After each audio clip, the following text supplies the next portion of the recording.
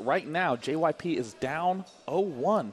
Right, and you know, I mean, a risky move to take. A lot of times, if you're going to go with a risky move like that, Game 1 seems like a great place to do it.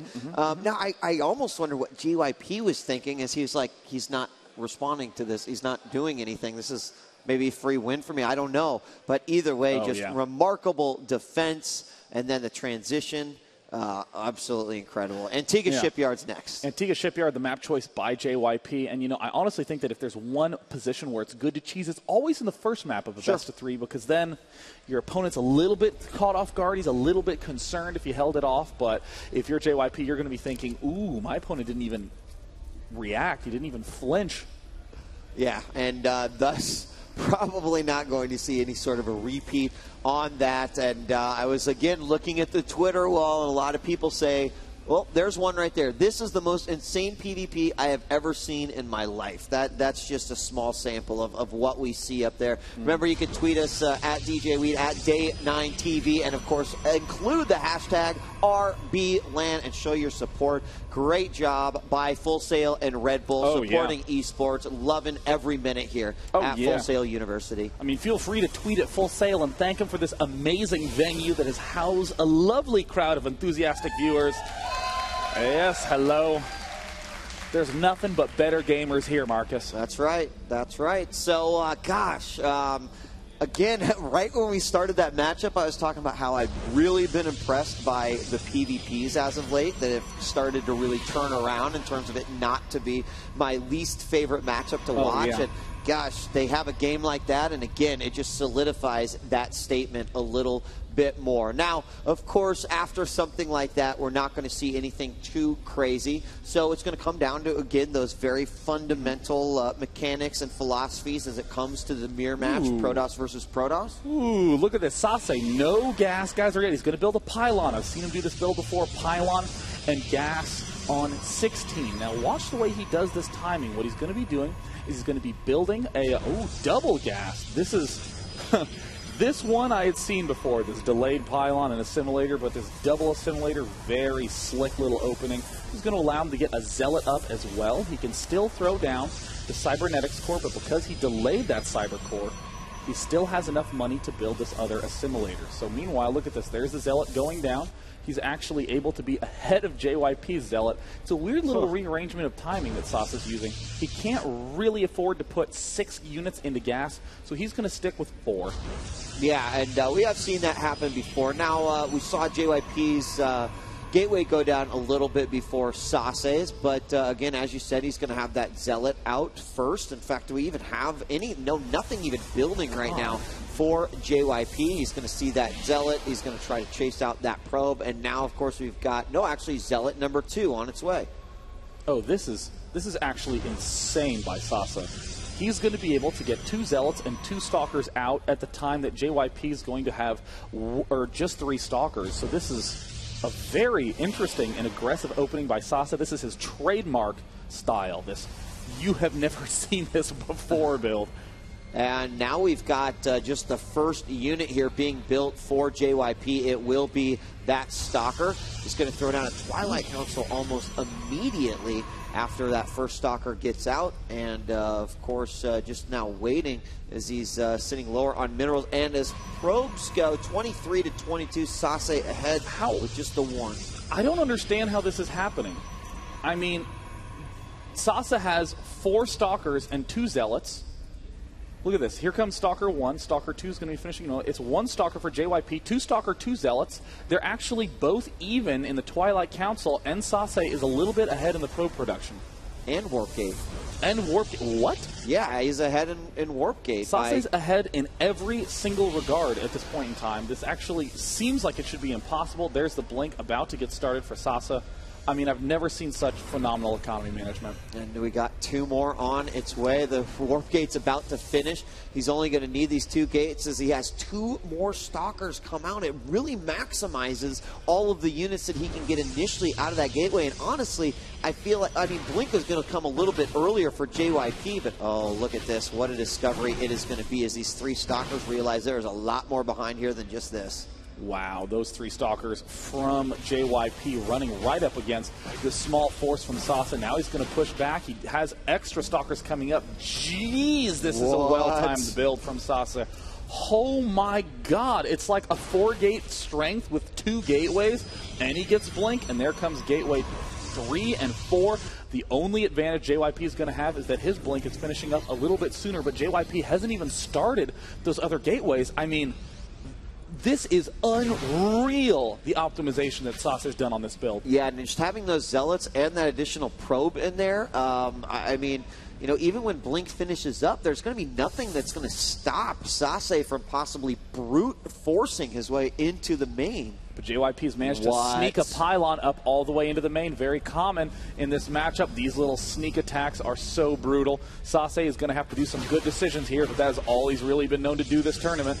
No, Blink is finishing up right now for SaSe. Even though those Zealots could do an enormous amount of damage, here comes SaSe inside. What is he going to go after first? He sees that there is a pylon there, and if that pylon goes down... the clutch pylon in the main as well to defend against the Zealot push. SaSe is on fire. Yeah, and actually he's doing a ton of damage here in the main so far as well. Of course, his warps are outside of the base, and Blink is coming in big. 2 gateways just finished, and SaSe did identify, actually needs to be very, very careful here. Pay close attention to, oh, he's got 3 Stalkers in the back. I was wondering where his numbers went, but he did identify that there is a pylon there that if he takes out, he will undoubtedly win this game.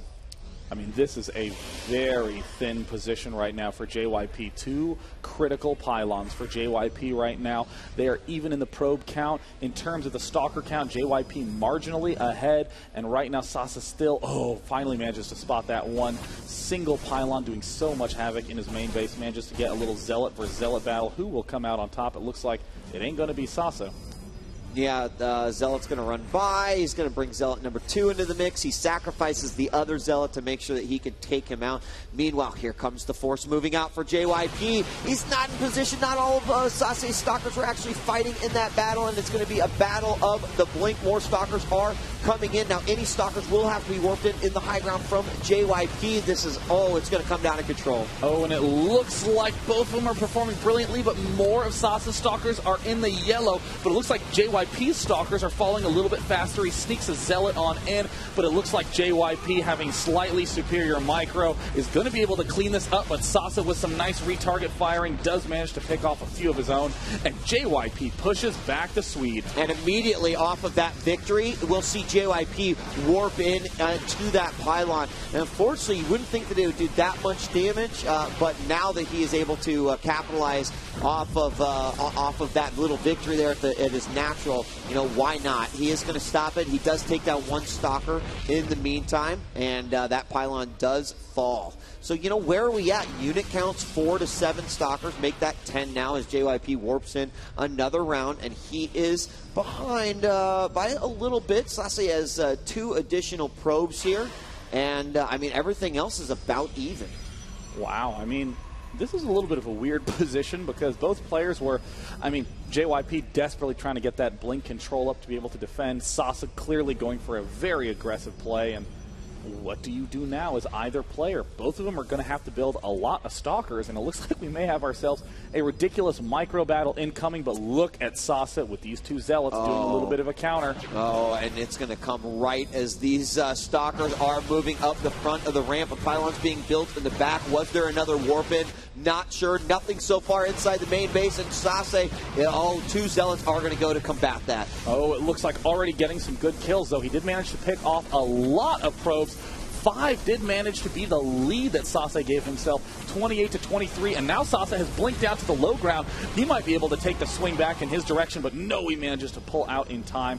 Very even fight at this point, but right now SaSe has the lead in terms of that economy. 23 probes, not quite enough to do nonstop Stalker production on 4 gates. Yeah, and he did manage to kill a couple of workers there. So that did kind of put him even further, a little bit further ahead. But some of these fights that have been happening really been coming out in favor of SaSe at the front of his base, despite the fact that JYP had a few more Stalkers here. He's going to go at it yet again.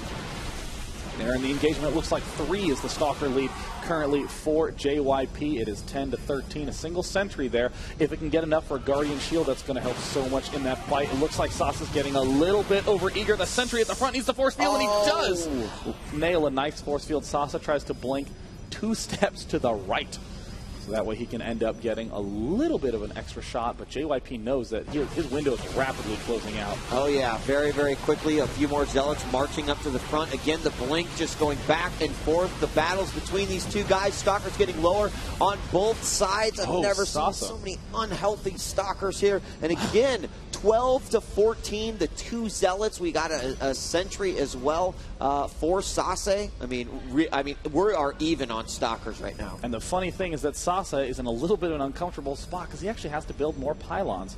And right now, JYP with that single Zealot, a force field is going to be so key right now. If he can just buy himself a little bit of time to get an extra round warp in. Nope, there's the Zealots coming on in. SaSe knows exactly how to play this out. And just those 2 Zealots to pick off probes back in JYP's base is all that it took to get the marginal lead. And as long as SaSe doesn't miss any more pylons, oh, here comes the big push. Guardian Shield is up. And he's got to push forward. A Guardian Shield isn't going to be wasted here as the blink is on cooldown now for JYP. And that means that some of these Stalkers are immediately going to take some damage. There we see the Guardian Shield finish up. And now a battle of the Stalkers, 1350. Right now, JYP still in the lead. They're starting to fall. And now SaSe must retreat. Another round of Zealots coming in. No more Zealots left for JYP. 17 Stalkers for JYP. I think that was a little bit of a blunder from SaSe. He does know that the instant he has a slight advantage, he has to seize it immediately and try to go for an insta win. Otherwise, he's leaving himself too vulnerable. No Zealots back in the main. Every unit, both players at the front, and SaSe gets the warp in just in time. He needs to have a little more patience, and back to 60-66 we are. Is there any reason why maybe, hold on, the blink forward, is it going to be too much? Oh, and on the chase, the cooldown, and JYP does get the blink forward. That might have been a little bit too much overextending there, but maybe he just thought he had to actually go for it. Ouch. It looks like once again, we are back to a low Stalker count, and I think that SaSe might actually want to keep doing those engagements, knowing that he has a probe lead. I mean, he'll slowly chip up. All he has to do is make sure JYP keeps engaging into these fights. Well, here we go yet again. It's the battle of the ramp. There's the blink forward. JYP's going to go for it all over the place. So we have the blink back. Some of these Stalkers not actually doing any damage, but they do have high ground vision. A couple of Zealots being warped in, and now at 5-11 as JYP continues to climb in that Stalker lead. And right now, it's 5 Stalkers for SaSe, 10. SaSe building a Dark Shrine right there. That's literally the worst place possible for that Dark Shrine. That is horrible. And oh, look, he spots it. Oh, how did he do that? This is what I was wondering about. Why not just pull the probes and maybe get a little bit more damage in there? All of the probes are going to come out. This is a last-ditch effort. We got a Zealot on the low ground as well. And will he blink forward? He is going to do it. It is helping out just a little bit here, but still 11 Stalkers for JYP. Quite possibly not enough. Oh, and it looks like SaSe has to pull back. He's going to have to cancel this Dark Shrine. He's going to have to cancel it. I mean, there's no way he can possibly hope. And there's a good game. A really wild game, too, to tie things up. Yeah, I mean, from the look of it, it seemed like we were going to see SaSe, have a pretty, first off, a unit advantage, which he clearly had at the beginning. But I think it was that pylon from JYP that just kind of threw things off. Now, if the two Zealots from SaSe would have come after a warp-in from JYP, I think it would have been SaSe's game. But it just so happened, the timing of it, and you don't always know in PvP. I mean, there's a lot of instances where you might be able to capitalize because a warp-in happens, but a lot of times that's just hard to see, especially you don't have vision of what's going on down there. Still, what an interesting game it was.